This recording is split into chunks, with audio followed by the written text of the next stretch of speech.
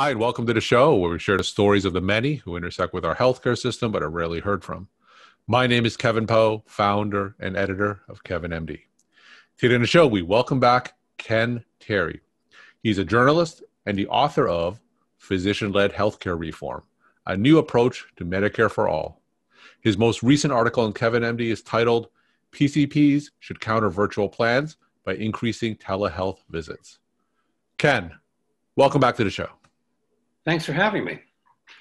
So we'll get into your article in a little bit, but first off, for those who didn't listen to your first podcast, can you briefly share your story and journey to where you are today? I've been a writer my whole life, and for more than 25 years, I've been covering the healthcare space, first for medical economics and later for a variety of other publications. I've been a freelance writer since about 2008, and during the last dozen years, I've published 2 books on healthcare reform, and you've already mentioned the title of my latest one. All right. So I'm certainly interested in hearing your perspectives in terms of what's going to happen after the pandemic ends in terms of virtual health and telehealth. And let's get into your Kevin MD article, and it's titled, PCP Should Counter Virtual Plans by Increasing Telehealth Visits. Now, for those who didn't read the article, can you just walk my audience through it and share the story of why you decided to write it? Yeah, well, this is actually an outgrowth of a piece that I wrote for Medscape Business of Medicine recently, and I interviewed a number of primary care physicians about their take on these new virtual primary care plans.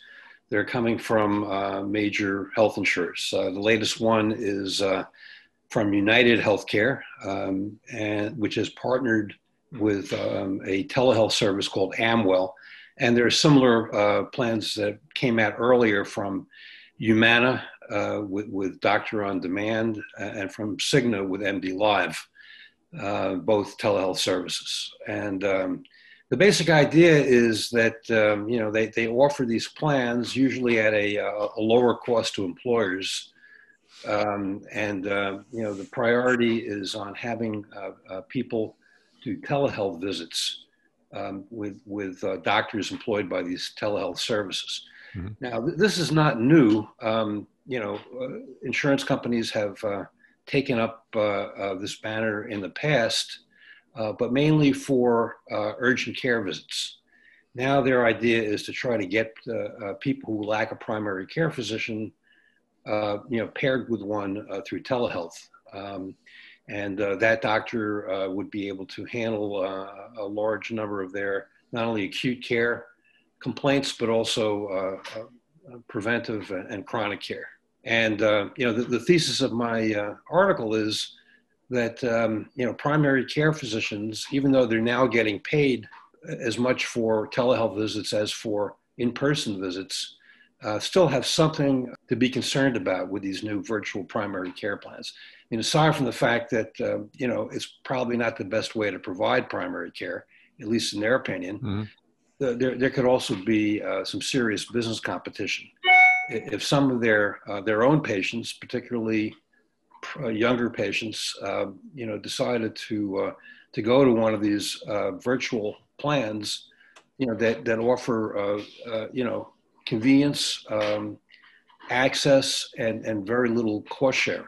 So my article says that in order for primary care physicians to meet this new competition, they should consider gradually increasing the percentage of their visits that are conducted virtually from the average 9% for adult primary care today to higher a percentage that in a recent survey many primary care doctors said was doable. Mm-hmm. So I want to clarify some details about these virtual primary care plans. So if an employer offers these plans to a patient, for instance, and a patient sees a virtual primary care clinician, is that the only clinician that they'll see for primary care purposes? Do they have an option of seeing an in-person physician for things that can't be handled virtually? I'm sure that the health plan wouldn't prevent people from seeing another primary care doctor. And you could probably have some sort of combination of those two things. But patients aren't necessarily going to do that. Mm-hmm. Some patients may say, fine, I have a virtual doctor. That's good enough for me. And then, if they did need to be seen in person, there would be nobody who they could see unless they were referred to urgent care or an ER or perhaps to a specialist. And that was one of the things that some primary care doctors pointed out to me was a defect of this approach. Tell me specifically, for those who aren't versed in how primary care is reimbursed, what is the exact threat to current primary care doctors if more and more patients utilize these virtual plans? Well, essentially, they would have fewer patients. Now, of course, that might not be a big problem in some areas where there's a primary care shortage, but that's not the case everywhere in the country. I think that, they would feel that, also that they were competing with, people who patients were only seeing online. Mm-hmm. And whereas they know that they could provide, better service through a combination of telehealth and in-person visits. Now, to give you an idea of context in terms of the penetration of these plans, you mentioned a couple of insurance plans offering these virtual plans, but how common actually are they as we speak now? I think we're speaking in the middle of March now. Okay, well, besides the three I mentioned, Harvard Pilgrim is also doing this with Doctor on Demand. Some of the telehealth services, say that they have deals with other insurance companies. I don't think any study has been done yet to see how common they are. There's one other thing too, which is the telehealth service named Teladoc. Recently acquired an online chronic disease care company named Livongo, and they're starting to offer a wide range of preventive and chronic care services online. Some of the retail clinics in major drugstore chains are also beginning to expand into chronic care from the minor acute care that had been offered by nurse practitioners. So this thing is definitely expanding in a number of different directions. Virtual primary care plans are only part of the overall picture. Now, you mentioned one way to address this potential threat to current primary care doctors is simply to increase their own telehealth and virtual visits. Now, how easy is it for them to do that? And currently, most plans pay for virtual visits, but there's no guarantee of that continuing after the pandemic finishes. Now, how do you envision that to play out? Those are really two questions. In terms of whether or not health plans and Medicare will continue paying for telemedicine at the same rate as in-person visits after the crisis is passed, there's really no guarantee, and I'd say a lot of doctors are skeptical. But there is a serious movement afoot in Congress to pass a law extending the wide-ranging coverage of telehealth in Medicare after the pandemic. And private insurers often follow Medicare. Mm-hmm. That's one thing. And in addition, to me, it's clear that if the private insurers, see that they can save some money somehow with these virtual primary care plans, then chances of them continuing to pay doctors and their primary care networks the same amount going forward is pretty good. So I'm optimistic about that, which is be a good thing for doctors. In terms of how they expand, already a lot of practices have 15 to 20% virtual visits. Some of that is because we're not out of the pandemic yet, but I think that they've gotten used to doing that. Their doctors are more trained in it, and they feel more comfortable doing virtual visits than they did before. If you have the technology to do it, the expansion is not a problem, although you may want to introduce some more features like a virtual waiting room or however you'd like to do it. There are a lot of options. So from your research and talking to other primary care doctors for your article, what's the ideal proportion of virtual or televisits that current primary care physicians should be shooting for to ward off the threat from these virtual plans? All right, well, I'll give you a couple of reference points. In a recent survey by the Urban Institute and Robert Wood Johnson Foundation, physicians said that between 20% and 70% of primary care could be done virtually. One experienced internist who I spoke to said that he thought 40 to 50% could be done, although he said, in his opinion, it wouldn't be done as well as it would be if patients came into the office. So, I don't really have a recommended percentage, but, if the average is now 9%, I'd say there still could be room to increase that. Perhaps for some practices, it might be 15 or 20%. For some practices, it could be 30%. Whatever you feel comfortable with. But, as Dr. Peter Bash, who's an advisor to the American College of Physicians, told me, he said, in terms of caring for chronic conditions, you want to have some good balance between, seeing people for follow-ups through telehealth and having to come in periodically to make sure that they're being properly taken care of. And to me, that makes a lot of sense. We're talking to Ken Terry. He's a journalist and he's the author of the book, Physician-Led Healthcare Reform, A New Approach to Medicare for All. And he most recently wrote the Kevin MD article, PCP Should Counter Virtual Plans by Increasing Telehealth Visits.